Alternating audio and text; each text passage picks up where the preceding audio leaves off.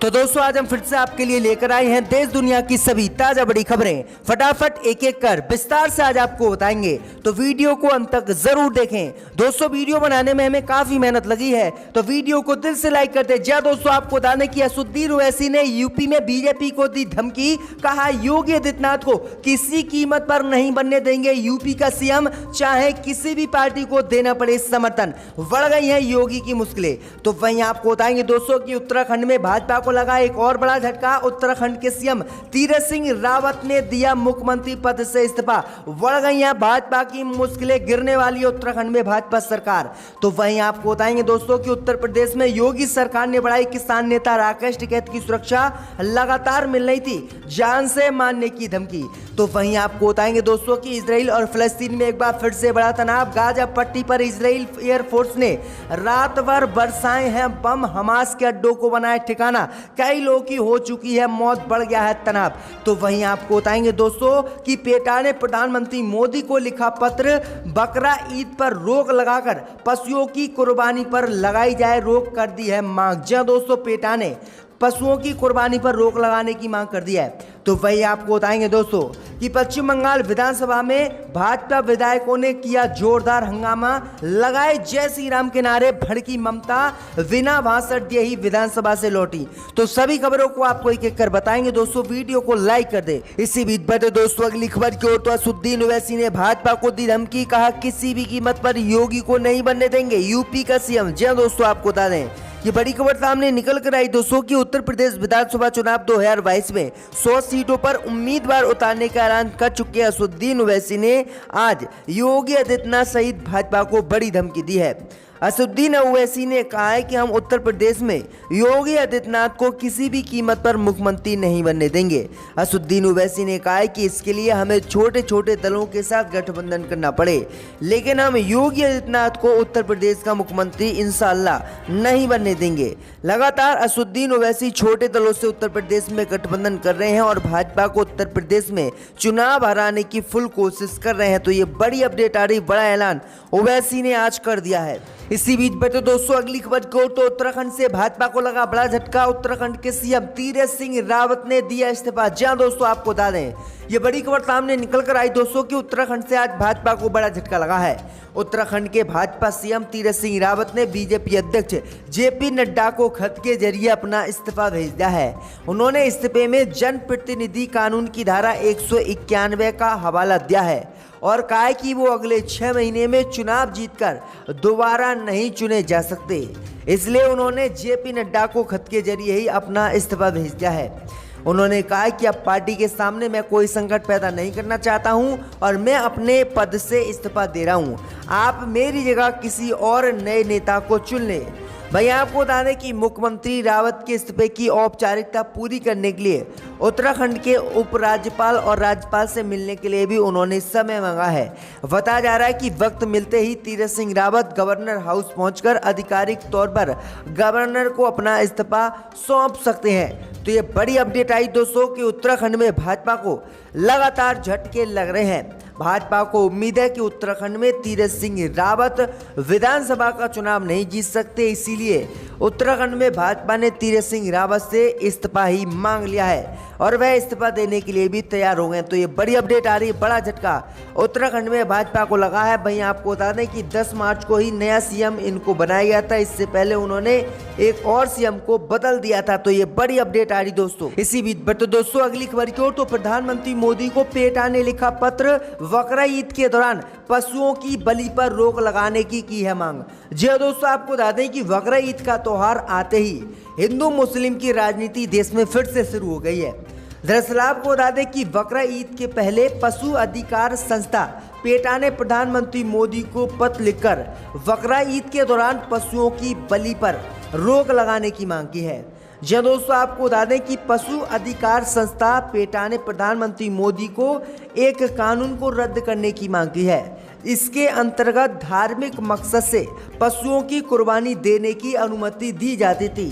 वहीं आपको बता दें कि अब इंडियन पशु क्रूरता रोकथाम कानून की धारा 28 को रद्द करते हुए मोदी सरकार से बड़ी मांग की है और कहा है कि किसी भी समुदाय के धर्म के लिए अनिवार्य रूप से किसी भी जानवर को मारना अपराध है।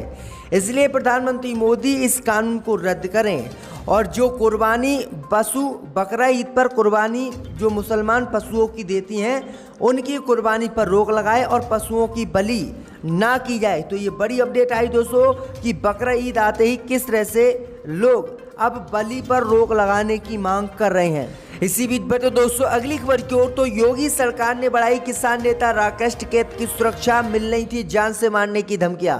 जी दोस्तों, आपको बता दें कि उत्तर प्रदेश की योगी सरकार ने भारतीय किसान यूनियन के राष्ट्रीय प्रवक्ता और मशहूर किसान नेता राकेश टिकैत की आज सुरक्षा बढ़ा दी है।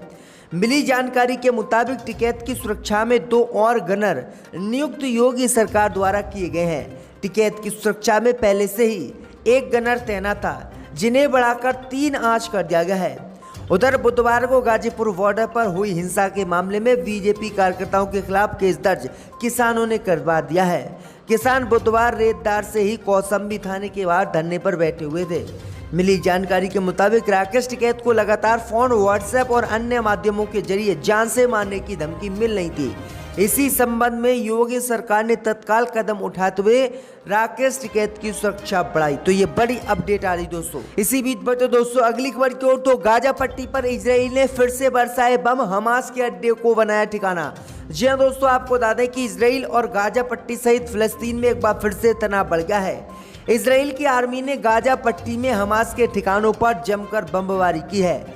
शुक्रवार को 2 जुलाई को इजराइल की आर्मी ने कहा है कि फिलिस्तीनियों ने आगजनी वाले बैलून हमारे क्षेत्र में छोड़े थे। इसी का जवाब देते हुए इजरायली विमानों ने रात भर गाजा स्ट्रिप में हमास के अड्डों पर बम बरसाए हैं। हालांकि इजरायली के हमलों से फिलहाल किसी के हताहत होने की खबर नहीं मिली है। भाई आपको बता दें कि इजरायल की सेना ने दावा किया है कि उसने हमास गाजा द्वारा उपयोग किए जाने वाले हथियार निर्माण स्थल को टारगेट किया है। वहीं हमास की तरफ से भी इस तत्काल कोई टिप्पणी नहीं की गई है। बताया गया है कि 21 मई के संघर्ष विराम के बाद इजराइल हमास के बीच जारी जंग 11 दिनों बाद खत्म हुई थी। वहीं अब फिर से एक बार गाजा पट्टी और इजराइल में जंग शुरू हो गई है। तो ये बड़ी अपडेट आई दोस्तों कि लगातार इजराइल गाजा पट्टी पर मुसलमानों पर हमला कर रहा है।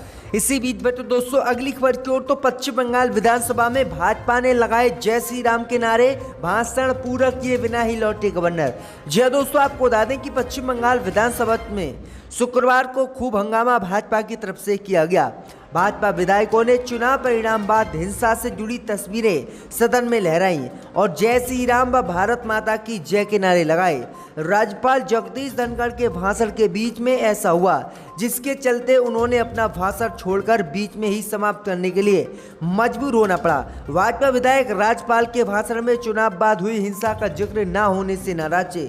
राज्य की नवगठित विधानसभा का पहला सत्र आज से शुरू हुआ चुका है। इसमें पहले से ही ममता बनर्जी सरकार और विपक्षी भाजपा के बीच कई मुद्दों पर जोरदार हंगामा हुआ। तो ये बड़ी अपडेट आ रही दोस्तों कि लगातार अब भाजपा पश्चिम बंगाल में जय श्री राम के नारे लगाकर माहौल खराब करना चाहती है। इसी बीच बट दोस्तों अगली खबर की ओर, तो बिहार में ट्विटर के खिलाफ भाजपा ने कराया केस दर्ज, देश के नक्शे से छेड़छाड़ का लगाया आरोप। जो दोस्तों आपको बता दें कि सोशल मीडिया ऐप ट्विटर के खिलाफ बिहार की राजधानी पटना के कोर्ट में भाजपाइयों ने केस दर्ज कराया है। बीजेपी नेता और कार्यकर्ताओं ने देश के नक्शे के साथ बार बार छेड़छाड़ किए जाने और भारत सरकार द्वारा कई बार चेतावनी देने के बावजूद अड़ियल रवैये में परिवर्तन नहीं करने के आरोप में ट्विटर के खिलाफ एक कंप्लेन केस फाइल किया है, ताकि ट्विटर को सबक मिल सके और उसके अड़ियल रुख में परिवर्तन हो सके। दरअसल आपको बता दें कि लगातार भाजपा जो भी दबाव सोशल मीडिया प्लेटफॉर्म पर बना रही है, लेकिन ट्विटर भाजपा का दबाव मानने के लिए बिल्कुल तैयार नहीं है। ट्विटर लगातार अपनी मर्जी का काम भारत में कर रहा है, लेकिन भाजपा चाहती है कि ट्विटर वही करे जो बीजेपी कहे, लेकिन ट्विटर ने ऐसा करने से साफ इनकार कर दिया। इसलिए भाजपा लगातार ट्विटर पर केस दर्ज करा रही है और ट्विटर को भारत में बैन करना चाहती है, क्योंकि ट्विटर बीजेपी की बात मानने के लिए बिल्कुल तैयार नहीं है। तो ये बड़ी अपडेट आ रही है दोस्तों। इसी बीच बढ़ते दोस्तों अगली खबर की ओर, तो गुजरात में प्रधानमंत्री मोदी के खिलाफ सोशल मीडिया पर टिप्पणी करने वाले शख्स को किया गया गिरफ्तार। जय दोस्तों, आपको बता दें ये बड़ी खबर सामने निकल कर आई दोस्तों कि गुजरात के सूरत की साइबर क्राइम ब्रांच ने एक ऐसे शख्स को गिरफ्तार किया है जो पिछले कुछ दिनों से प्रधानमंत्री नरेंद्र मोदी और बीजेपी पार्टी के खिलाफ सोशल मीडिया पर लगातार पोस्ट कर रहा था। हालांकि उसका किसी राजनीतिक दल के साथ कनेक्शन सामने नहीं आया है। गुजरात के सूरत की साइबर क्राइम ब्रांच की गिरफ्त में आए शख्स का नाम AK पटेल उर्फ अरविंद पटेल है। डायमंड वर्कर के तौर पर वह सूरत के एक डायमंड फैक्ट्री में काम भी करता है। पेशे से डायमंड वर्कर अरविंद पटेल पिछले कुछ दिनों से लगातार अपनी फेसबुक वॉल पर प्रधानमंत्री नरेंद्र मोदी और बीजेपी नेताओं के खिलाफ पोस्ट कर रहा था। उसकी पोस्ट पर सूरत की साइबर क्राइम ब्रांच टीम लगातार नजर बनाए हुए थे और तत्काल उसको गिरफ्तार कर लिया।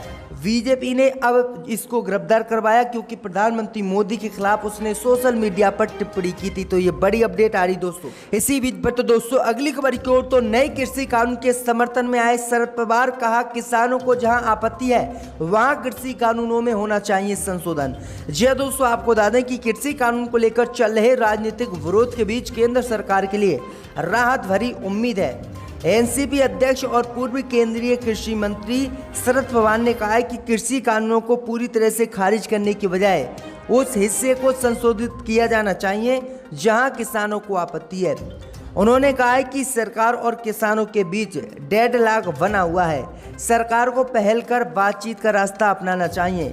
पवार मुंबई में एक प्राइवेट यूनिवर्सिटी के कार्यक्रम में शामिल होने के बाद मीडिया से बातचीत कर रहे थे। इसी दौरान उन्होंने ये बड़ी बातें कही हैं कि जहां पर कृषि कानून में संशोधन की संभावनाएं हैं वहां पर कृषि कानून में किसानों की इच्छा के अनुसार मोदी सरकार संशोधन करे।